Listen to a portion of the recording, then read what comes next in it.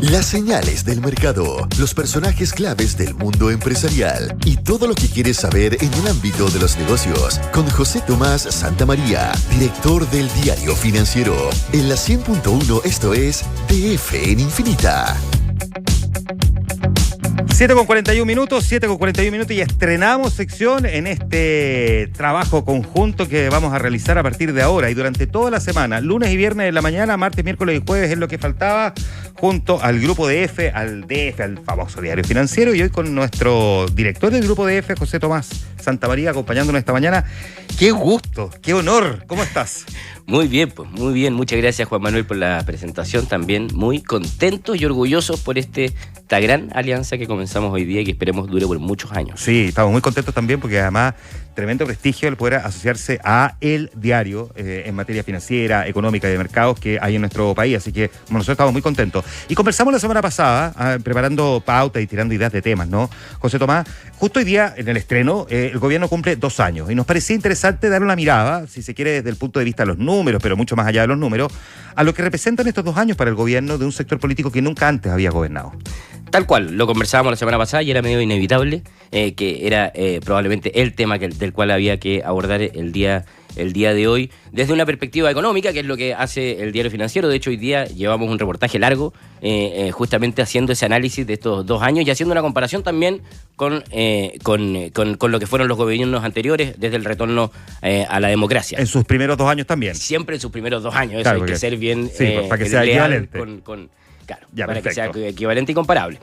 Hay distintas formas de verlo. Uno puede partir mirando los números, también mirar el éxito legislativo y en gestión, dentro de siempre la mirada económica. Si vamos a los números, a los fríos números, primero que nada, nos tomamos primero, obviamente, con el número del crecimiento económico, ¿cierto? Que probablemente en economía es como el gran paraguas, ¿cierto? Del cual después uno puede deducir y conversar respecto de otros números.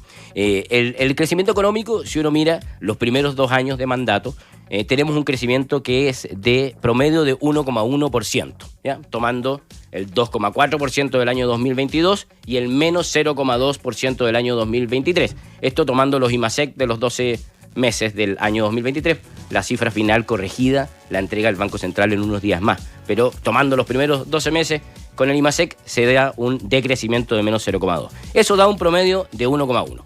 Lo que dice uno son números es que es el peor inicio de gobierno desde el retorno a la democracia. Son los peores primeros 2 años. Remarco esto, los peores primeros 2 años, porque han habido peores 2 años. Pero si uno compara solo los primeros 2 años, son los peores desde el retorno a la democracia. Claro, que sería bueno decir también que porque las estadísticas sirven para todo, ¿no? Si uno toma los últimos 2 años de cada gobierno, claro, habría que considerar que Frey y Lago gobernaron 6 y no 4, por ejemplo, y que Eduardo Frey tuvo unos 2 últimos años paupérrimos, digamos, porque claro, tuvo también crisis asiática, racionamiento eléctrico, entonces todo depende con quién se compare uno. Por supuesto, y por eso estamos haciendo este ejercicio y hago las prevenciones para que no nos acusen de injusto de que estamos comparando los primeros 2 años, pero de hecho si uno los compara los primeros 2 años, el mejor es Frey, que marcó un 7,2% de crecimiento, pero qué época aquella. Pero claro, fueron los primeros 2 años que fue un muy buen arranque de Frey. Pero sabemos, después vino la crisis asiática y si Frey hubiese gobernado 4 años, habría sido el mejor gobierno probablemente de la historia. Habría sido otra cosa. Claro. Elwin lo sigue con un crecimiento de 5,7% en sus primeros 2 años. Bachelet 1 tuvo un crecimiento de 5,6%. Piñera 1, 6%, siempre comparando los primeros 2 años. Lagos un 4,1%. Piñera 2, un 2,3%. Y Bachelet 2, un 2%. Boric, un 1,1 en estos 2 años. Ya, perfecto. Ahora, es verdad que nosotros hicimos los esfuerzos de ajuste después de, digamos, la hecatombe pandemia, antes que otros países. Entonces, probablemente por eso es que el 2023 nos pega tan duro, digamos. O sea, al margen de cuestiones propias, también hicimos un esfuerzo de tratar de ajustar ahí para poder empezar a recuperar más rápidamente la senda de crecimiento también. O sea, por supuesto, lo que habrá que mirar es cuando termine este gobierno si efectivamente las cosas funcionaron o no funcionaron en ese sentido. Estoy totalmente de acuerdo. Todas estas cifras tienen un contexto, tienen sus matices y sus explicaciones. Aquí la prioridad era bajar la inflación que se había generado en el año 2022, ¿cierto? Que llegó a superar el 12%, y para eso se suben las tasas, el Banco Central, y eso lo que busca hacer es justamente enfriar la economía, reducir el consumo, y eso lo que genera justamente es la necesaria enfriamiento de la economía. Ahora, la ministra del Interior decía ayer en una entrevista en Estado Nacional en TVN que Chile estaba mejor que hace 2 años y citaba la inflación, pero digamos que la inflación no es menester del gobierno, es menester del Banco Central, que es autónomo además. Lo mencionaba también el presidente Boric en una entrevista que dio este fin de semana al País. Al diario País de España. De España, justamente una entrevista que dio el sábado, entiendo, y se publicó el domingo. Así es. Y que justamente era a propósito de los 2 años. Él también menciona que el país está mejor por la inflación. Hay que reconocerlo, eso efectivamente está mejor, pero es gracias en gran medida a la labor del Banco Central, que es totalmente autónomo a la política monetaria. Sí hay cosas que hace el gobierno que colaboran, ¿ya? El gobierno, y esto sí es una cifra muy positiva del gobierno, ha tenido una gran gestión en el control del gasto, ¿cierto? En la política fiscal, digamos. En materia fiscal ha habido un gran ajuste en el gasto durante el 2022, y eso consiguió, por ejemplo, una vuelta a un primer superávit efectivo en una década. Por primera vez se retornó. Eso habla de un muy buen manejo de las finanzas públicas, que ordenaron la caja, digamos, de las finanzas públicas, y de todas maneras colabora en que la inflación no siga aumentando, ¿cierto? Claro, que no es precisamente lo que una parte de la izquierda le gustaría destacar, porque uno recuerda a Guillermo Tellier cuando le preguntan en el nombramiento del gabinete antes que subiera Boric por Mario Marcel, y como que le hace la desconocida, así como quién es Mario Marcel.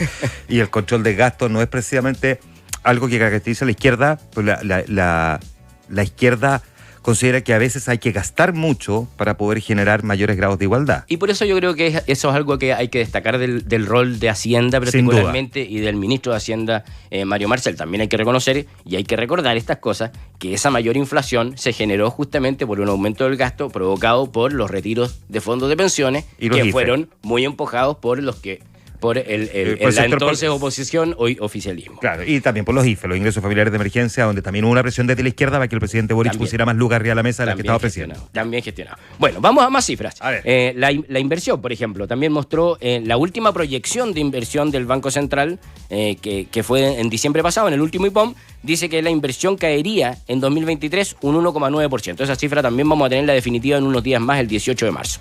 Caería un 1,9%. O sea, una caída de ese ritmo en la inversión solamente la vimos en Bachelet 1, donde también se vio un retroceso grande.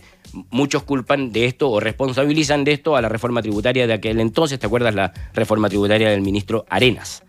También se ve una caída en la demanda interna al año 2023. Y por último también las cifras de desempleo son otro indicador que uno podría comparar. El 2023 terminamos con una tasa de desempleo de 8,5%, y en 2022 de 7,9%. Todavía no volvemos a recuperar los niveles prepandemia, y si uno lo compara hacia atrás, siempre con los 2 primeros años, uno solamente puede encontrar situaciones como esta en el gobierno de Lagos, cuando tuvimos 8,9%, por ejemplo, el año 2000, probablemente justamente porque veníamos saliendo de la crisis asiática. Ya, perfecto, sí, efectivamente, que fue una de las crisis más duras, probablemente la primera gran crisis económica que vivió Chile desde el retorno a la democracia, derivada, digamos, del concierto internacional. A parir de ahí tuvimos una seguidilla, ¿no? Porque tuvimos la crisis asiática, tuvimos la crisis subprime, tuvimos la crisis de la pandemia, o sea, las 3 grandes crisis, ¿no? Claro. Que nos han golpeado. Ahora, lo que sí es cierto es que en otros momentos hemos enfrentado nosotros mejor las crisis.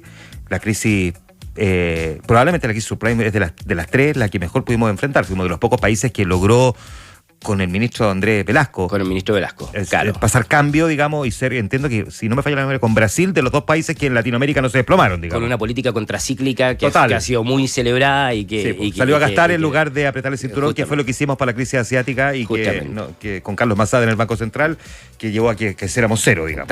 Tal cual, justamente. Y eso es un poco lo que probablemente vimos en ese escenario que es el comparable. ¿Qué es lo que pide el sector privado, o qué es lo que mira el sector privado?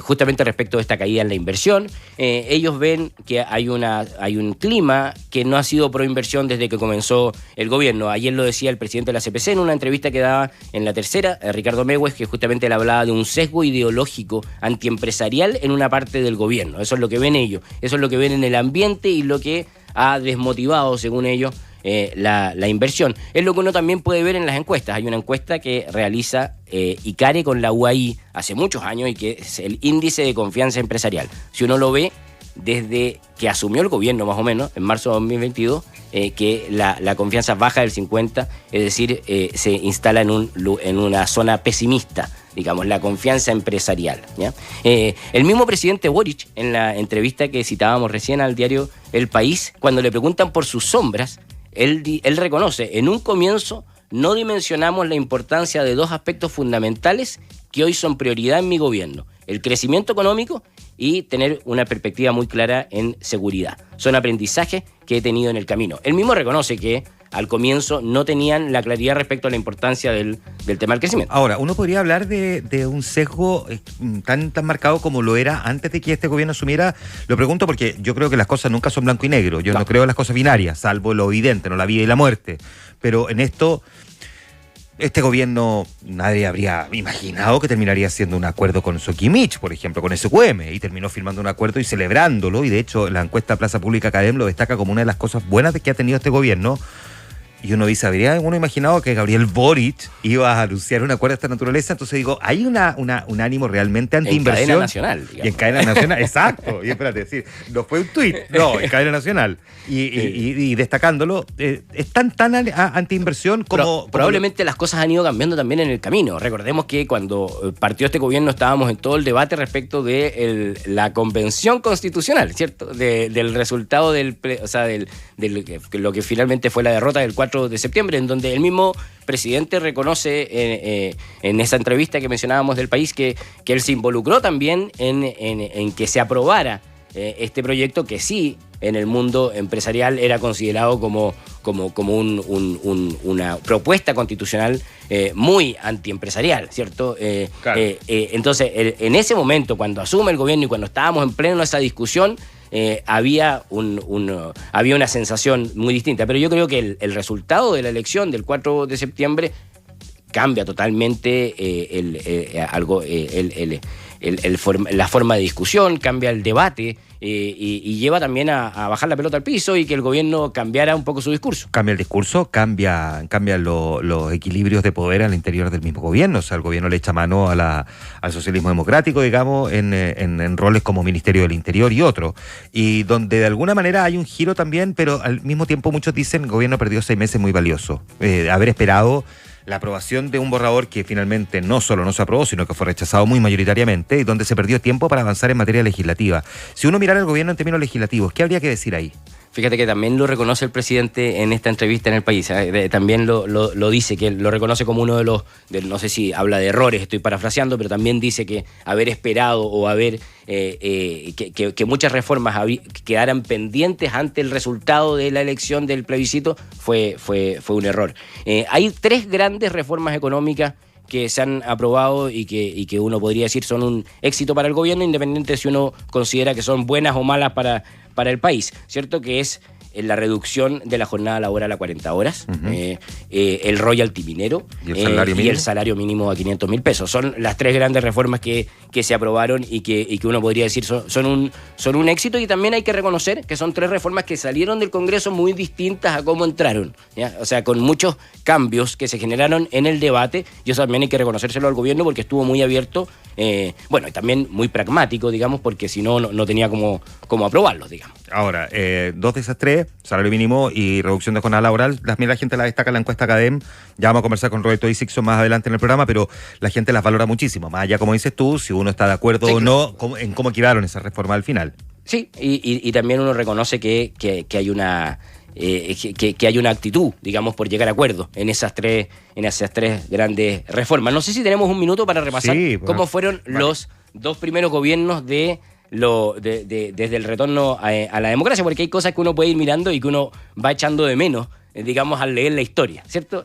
Por ejemplo, en el gobierno del presidente Elwin, donde decíamos que también destacó por un fuerte crecimiento, sobre todo en su segundo año, el año 91, que mostró un crecimiento de 7.8%.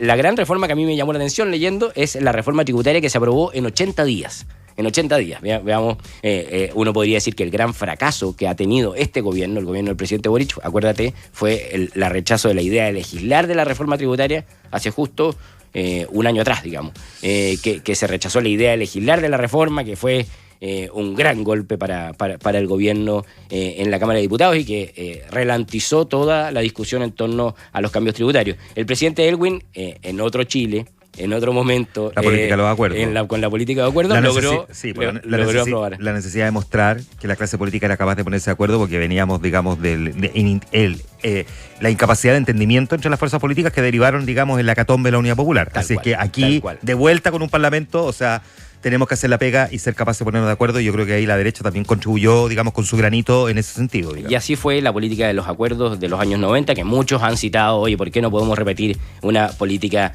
de ese estilo? El gobierno de Frei, lo decíamos recién, también partió con muchísimo crecimiento, con mucha fuerza en los años 95 y 94 y 95, pero después tuvo una caída fuerte en los 98-99 por la crisis asiática. Su gobierno se destacó por apertura al sector privado a través del desarrollo de concesiones en obras públicas y muchos tratados comerciales en distintos países del mundo. ¿Te acuerdas cómo se reían de Frei porque viajaba tanto? Si uno suma la cantidad de tiempo que viajó Frei, viajó casi un año de sus 6 años de mandato, no de corrido, pero si uno suma la cantidad de días. Y sin embargo, pucha que le agradecemos el que haya viajado firmando acuerdos de libre comercio, porque eso le cambió la cara a Chile también. O sea, no solo porque logró ubicar a productos chilenos de forma muy competitiva, sino que también traer desde fuera muchos productos que aquí en Chile eran prohibitivos para comprar y que con arancel cero o con muy baja tasa arancelaria pudimos comprar de una forma mucho más conveniente.